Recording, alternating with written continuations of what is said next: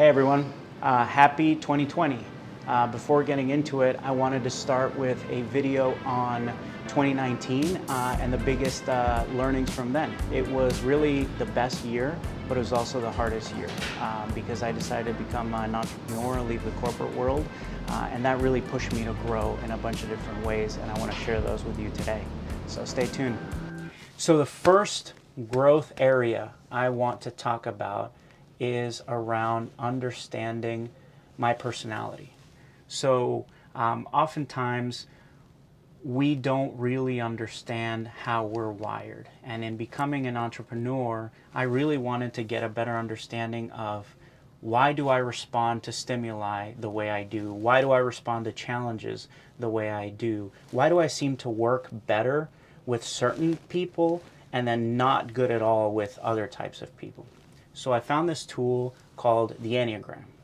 It's a personality typing tool that helps you understand where you trend, where your personality trends in general, but also when it's thriving and when it's in stress. So for example, I'm a personality type 8, so I'm on the challenger, what they call the challenger, and challengers tend to want to control the environment that they're in. In a healthy place, challengers can be open-hearted and giving and kind, but when under stress, they can become very fearful and secretive. So understanding how I respond to different stimuli, and more importantly, how I relate to my family, how I relate to my friends, has been a total game changer for me.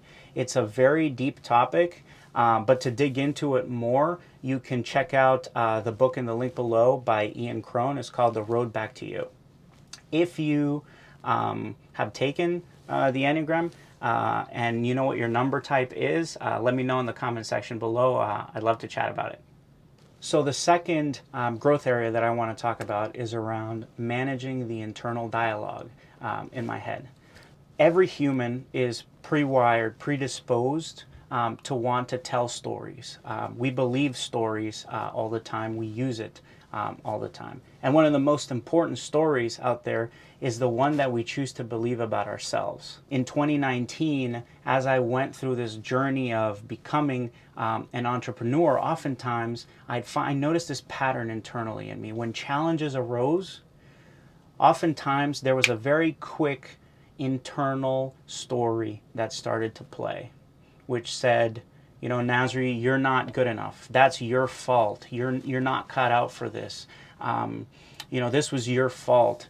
This is something that all of us have, right? It doesn't matter if you're an entrepreneur, if you're in the business world, if you're a stay-at-home parent, if you're an artist.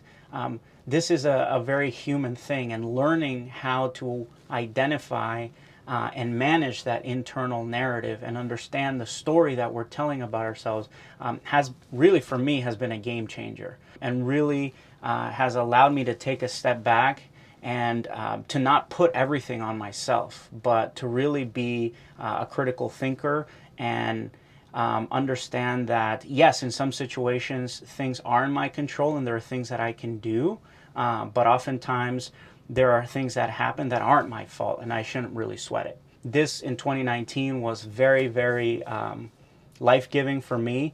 And if you'd like to dig into this more, there's a book titled The Soul of Shame. You can find it on Amazon. It's the link below. So the third area I want to talk about today is around developing my personal why. Now, we're all wired to tell stories.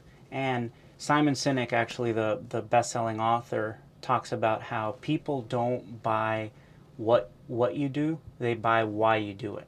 In 2019, and starting a company, I had to go out and recruit a lot of partners to help with things like branding, manufacturing, storytelling, video production.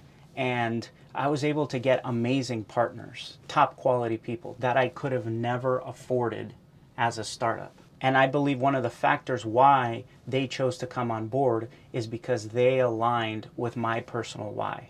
They understood why I was doing what I was doing, and it happened to resonate with them. So naturally, when you start with why, that creates a connection with people that naturally lends itself to, the how and the what. But the order in which we convey the information disproportionately matters. We all tell stories, but to do it effectively, we must start with why. And Apple and Disney and very top-notch companies follow this framework. To really dig into this more, I would highly recommend Simon Sinek's book, Start With Why, in the link below.